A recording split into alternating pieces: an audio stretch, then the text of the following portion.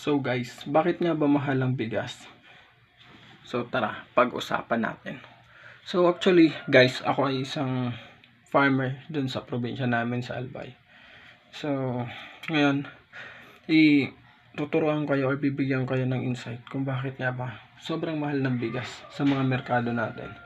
And yung tanong ninyo na may kasalanan ba yung government natin kung bakit ganito kataas ang mga bigas sa merkado or sa mga tindahan na binibili natin? Tara, bibigyan ko kayo ng insight.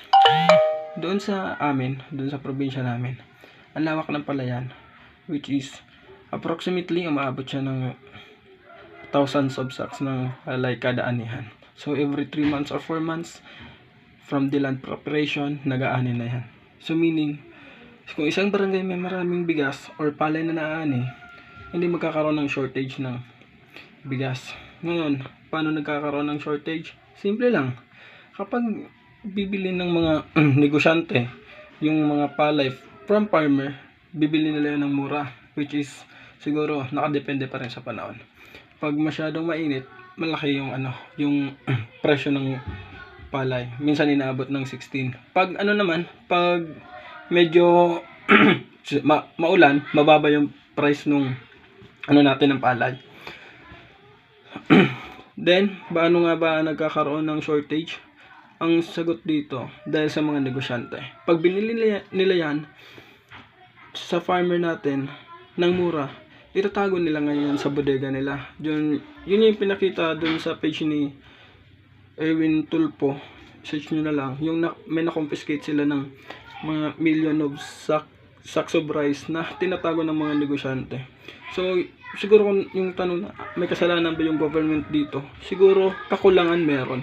Yung kakulangan na hindi nila agad nakukuha or nahuhuli yung mga negosyante na yon. Ang tawag kasi dito natin is hoarding or nag-i-smuggled na mga palay. Hindi nila nilalabas to sa merkado kasi hihintayin nila na mawalan or kumulang na yung supply ng bigas sa merkado. Tapos yung government naman, kahit hindi pa dapat kumuha ng bigas, mag-export doon sa ibang bansa, gagawin na nila yon para mapunan yung kakulangan ng mga Pilipino sa merkado para kahit paano bumaba yung price ng bigas.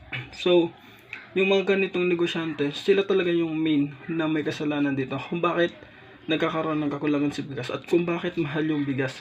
Yung government natin na uma-action yan, wala silang or hindi sila yung pinaka main reason dito kung bakit masyadong mahal or ganon na lang bumulusok yung presyo ng bigas natin.